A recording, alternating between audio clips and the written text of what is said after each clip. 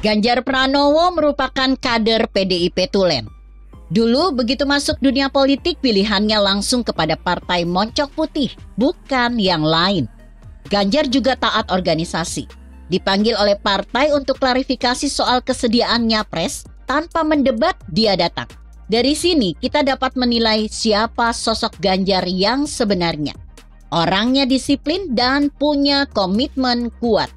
Begitupun ketika dapat sanksi, yang kata Ketua Bidang Kehormatan DPP PDIP, Komarudin Watubun, layak diberikan sebab kesediaannya telah menimbulkan multi tafsir.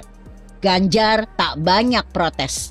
Gubernur Jawa Tengah ini bahkan menyampaikan terima kasih kepada Sekjen PDIP, Hasto Kristianto.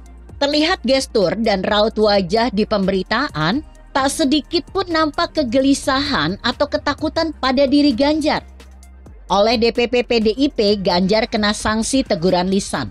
Sebagai kader, dia menganggap teguran ini tak lain adalah evaluasi atas komunikasi publik yang telah dilakukan selama ini.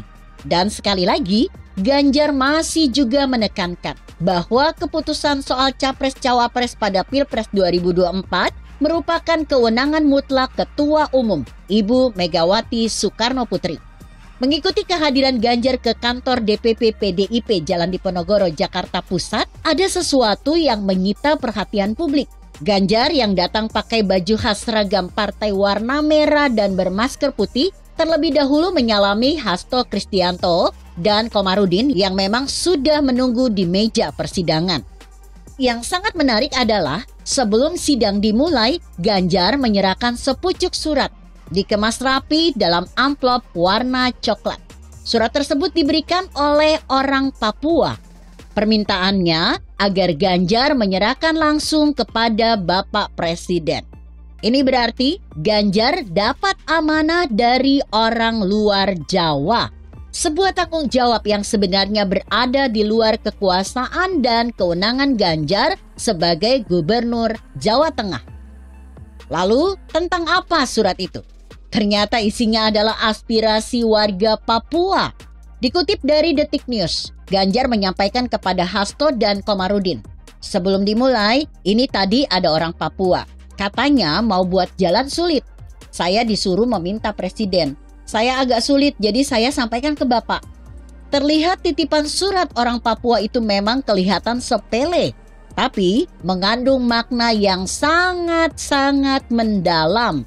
Memunculkan pesan tentang siapa sebenarnya sosok Ganjar, bahwa kader PDIP ini dikenal bukan hanya oleh orang-orang Jawa, khususnya warga Jawa Tengah, tapi juga oleh warga seantero Nusantara hingga ke Pulau Papua nun jauh di sebelah timur sana.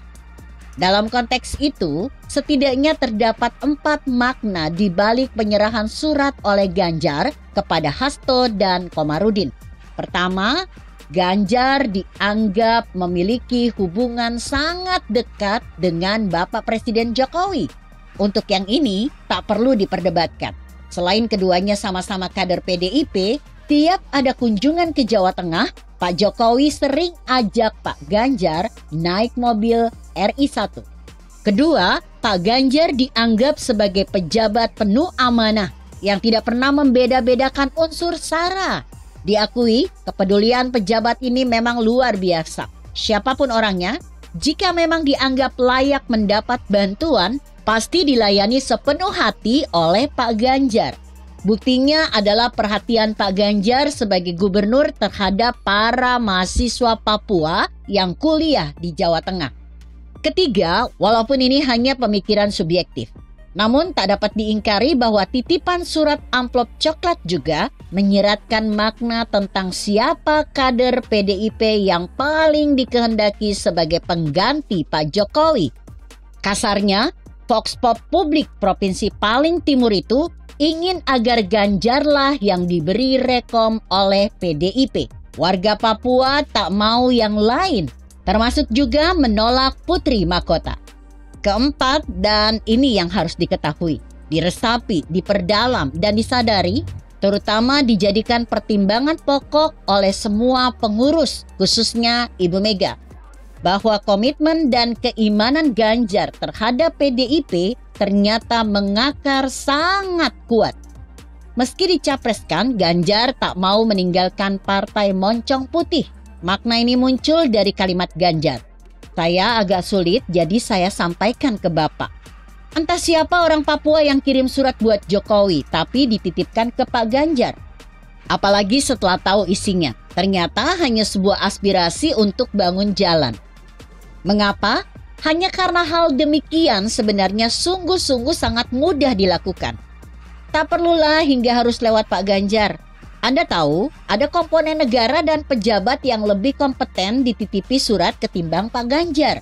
Misalnya lewat DPR RI, khususnya Komisi 5. Juga bisa langsung lewat Pak Basuki Hadimulyo sebagai Menteri PU.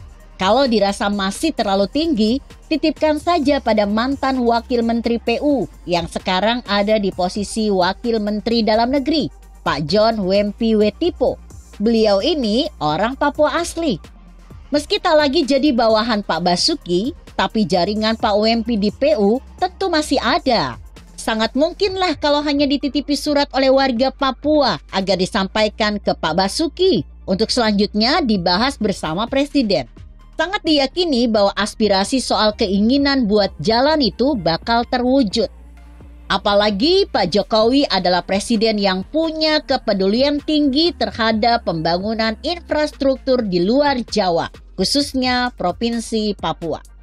Mencermati semua itu, surat dalam amplop warna coklat pastinya punya makna khusus, terutama bagi Pak Ganjar pribadi.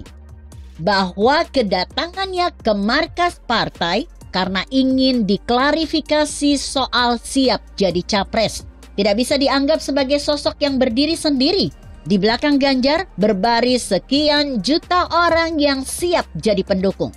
Hal tersebut sekaligus juga menjadi kode keras bagi PDIP secara institusi. Bahwa kinerja Pak Ganjar yang cukup baik nampaknya sanggup jadi penopang kekuatan serta mendorong munculnya persepsi positif terhadap Pak Ganjar. Bukan hanya bagi warga Papua, tapi juga bagi warga provinsi lain. Maka pesan menohoknya adalah keluarkan itu rekom capres untuk Ganjar. Begitu kira-kira. Artikel ini ditulis Zabidi Mutiullah yang disadur dari kompasiana.com dengan judul Amplop Coklat Ganjar Pranowo. Bagaimana menurut Anda? Jika Anda berpendapat lain, tuliskan komentar Anda di bawah ini. Saya Emma, Karisma 90.